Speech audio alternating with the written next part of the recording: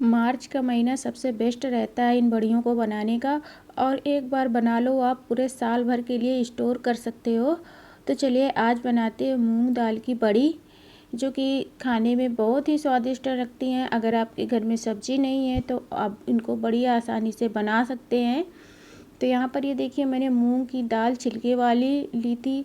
और यहाँ पर थोड़ी सी मैंने, जैसे 2 कटोरी मैंने मूंग की दाल ली थी तो आधी कटोरी मैंने चना दाल को डाल करके एक ही साथ मैंने भिगा दिया था। तो ओवरनाइट के लिए मैंने भिगाया था, तो अच्छे से फूल चुकी है।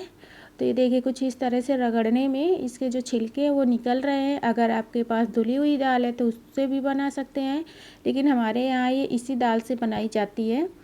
तो बस मैंने इसको भिगा दिया था और इसको अच्छे से रगड़ लिया है। इस तरह से हम दूध छानने वाली छन्नी लेंगे और इसको इस तरह से हम घुमाएंगे तो इसके सारे जो छिलके होते हैं वो निकल आते हैं, बड़ी आसानी से निकल आते हैं। तो इस तरह से आप छिलके निकाल लीजिए इनके।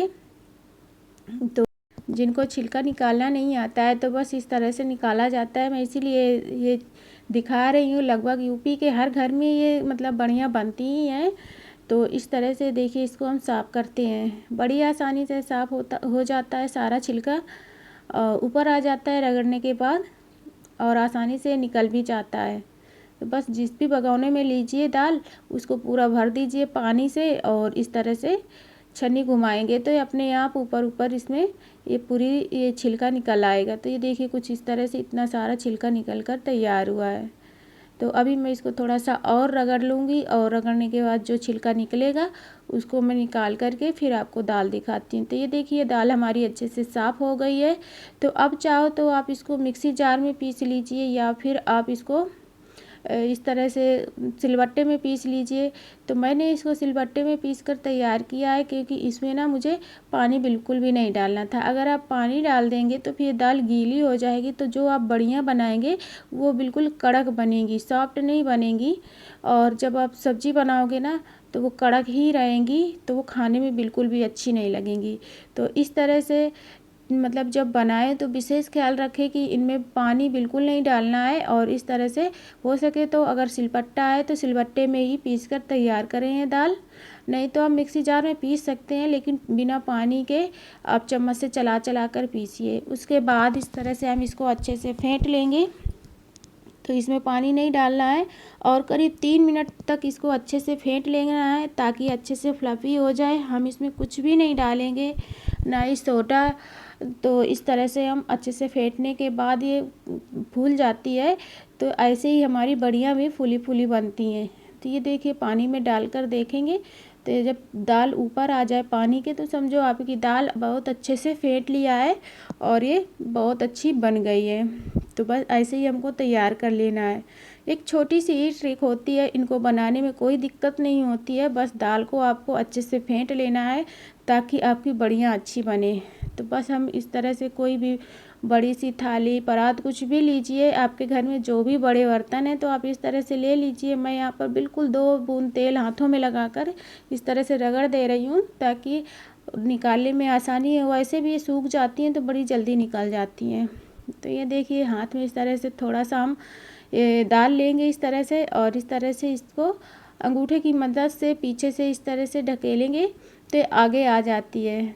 तो ये देखिए अगर जो बना लेता है तो उसको बनाने में कोई दिक्कत नहीं होती है, और जो नहीं बना पाते हैं उनको थोड़ी सी दिक्कत हो सकती है क्योंकि इनमें टाइम लग सकता है। लेकिन अगर आप बना लेते हो तो ये बहुत जल्दी बनकर तैयार हो जाती हैं, क्योंकि एक एक इस तरह से बनानी पड़ती हैं।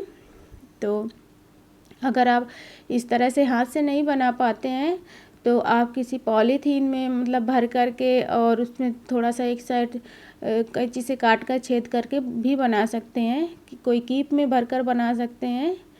तो भाई मुझसे तो बन जाती हैं, तो मैं तो हाथ से ही हमेशा बनाती हूँ, हर साल बनाती हूँ और बनाकर रख लेती हूँ।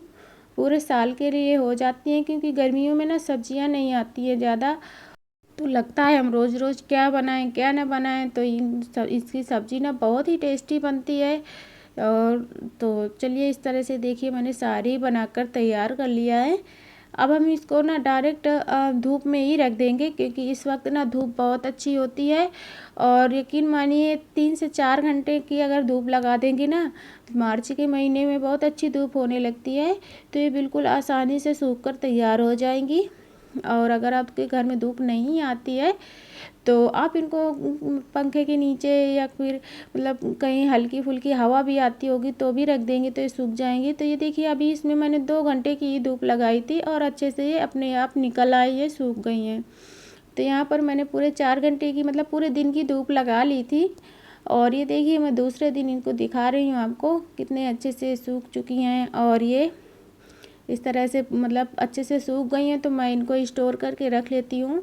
किसी भी डब्बे में भरकर रख लीजिए आप इस तरह से, और जब भी मन हो आप इनको बनाइए। बनाने में बड़ी आसानी है, कोई दिक्कत नहीं है। मैंने इनमें कोई मसाला नहीं डाला था, क्योंकि अगर हम मसाला डाल देते हैं ना तो फिर अगर हम धूप में सुखाते हैं तो मसाला का जो टेस्ट है वो पूरा उड़ जाता है धूप में, तो उसको डालने या डालने से कोई फ़र्क नहीं पड़ता है।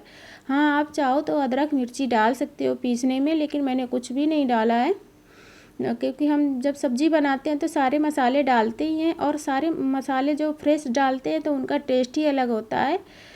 तो दोस्तों रेसिपी अच्छी लगी हो तो लाइक करना, चैनल पर नए हो तो सब्सक्राइब करना।